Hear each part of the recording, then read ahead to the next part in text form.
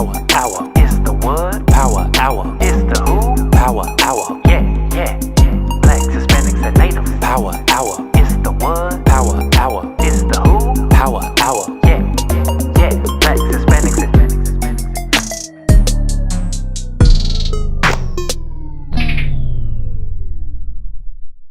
Since 1820, when the United States first started gathering immigration statistics, there has been no nation in the world that has sent more people to the United States than Mexico. And we're talking about legal immigration. More legal Mexican immigrants have come to this country since 1820 than the Irish, than the Germans, than the French, than any other population. The reality is that great swaths of the United States and the West were originally part of Mexico. California, Nevada. We'll show more, a more detailed map of what was Mexico before. They like to use the term annex. I like to say stole, robbed. Yeah. You know, Mexico was almost as big as the U.S. when it actually was. Yeah, well, you know, these maps all jacked up too. It probably was bigger than the U.S. the way they draw stuff out.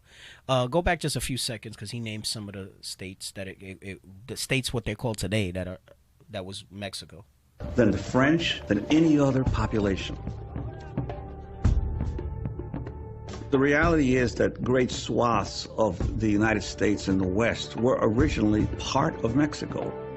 California, Nevada, parts of Utah, Texas, New Mexico, Arizona, Colorado. That was all the northern territory of Mexico, and there were Mexican citizens living on that land before it became part of the United States. As they say in South Texas or in northern New Mexico, southern Colorado, we didn't cross the border crossed us.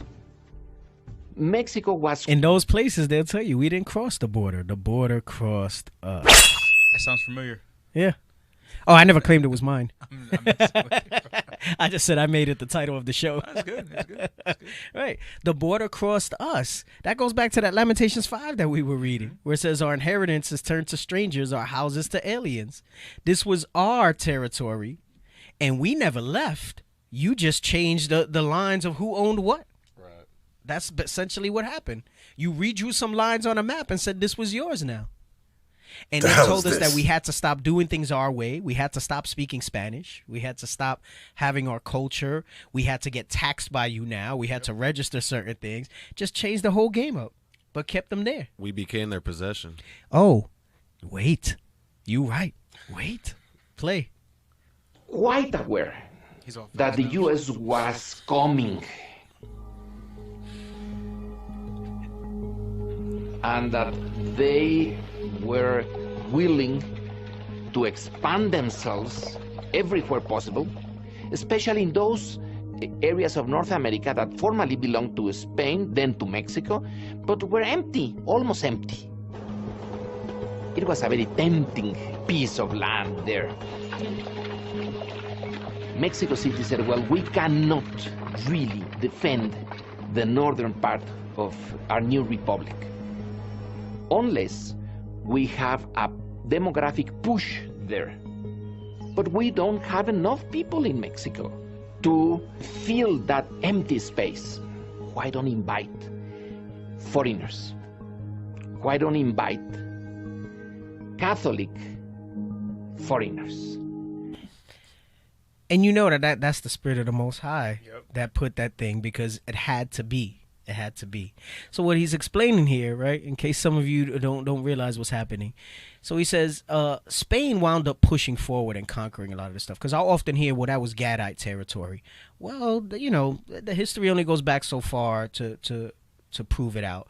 That doesn't seem to be the case, regardless of what Gad says, because we don't have the records that really shows that. I'm not saying Mexicans didn't fight with Gadites. I mean, we all had different beefs and stuff like that. We just spoke about that a little earlier.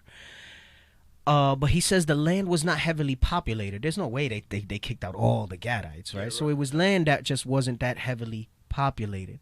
And remember, they talk to you a lot about Gad, and you'll see different maps. Again, I'm not saying I'm totally versed on this stuff, right, fully. But I'm trying to paint a picture for y'all. So he says that the land was so massive. The maps don't do it justice, how much land is out in the west, southwest, northwest, right?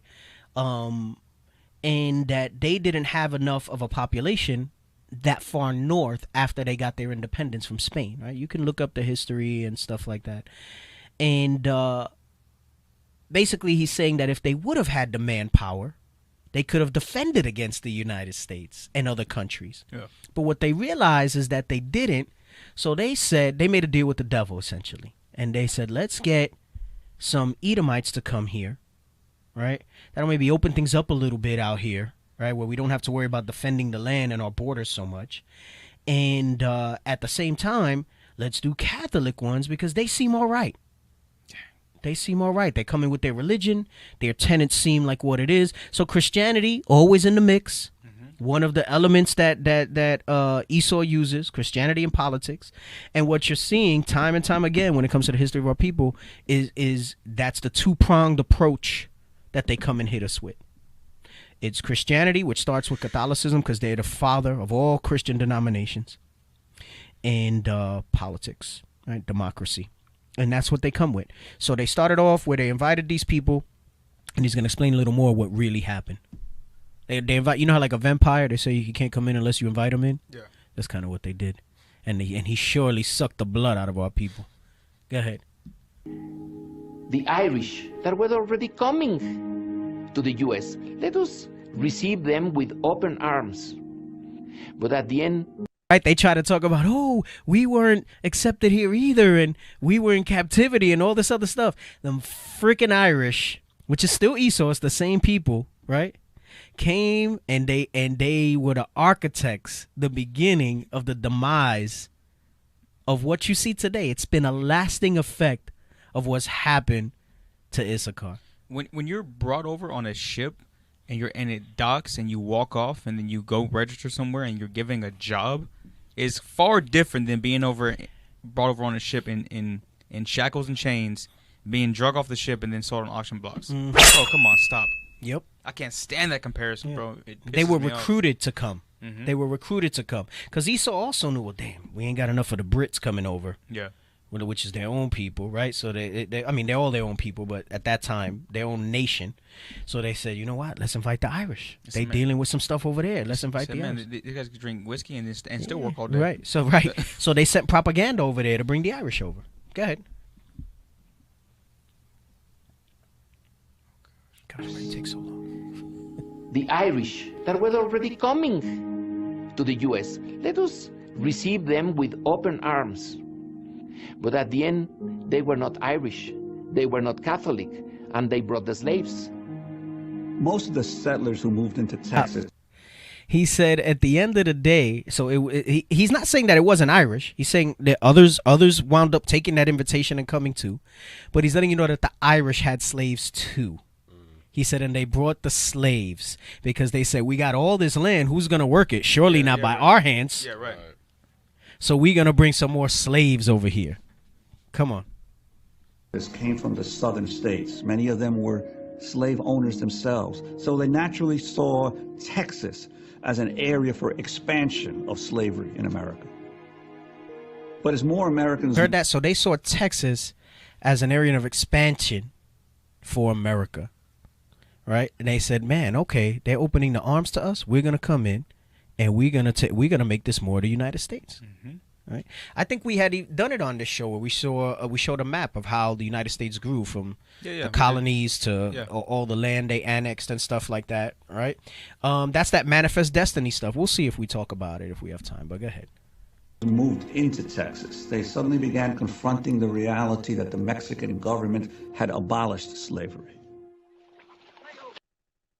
We believe in slavery. We want to bring slaves here so that we can really do well out here in this land, right?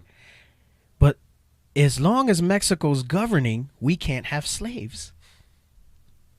So this is not working. Ding, ding, ding, ding, ding. Now we start to open up the door and see what their real... You know, I got to read about the Manifest Destiny. Let's go to the Manifest Destiny thing. Lego. Israel is back. We back. Israel is back. We got back. The nations running scared because Israel is back. All lies on us, cause we keeping them laws. When the Lord will return, Babylon will fall. Precepts solid. We got them on lock.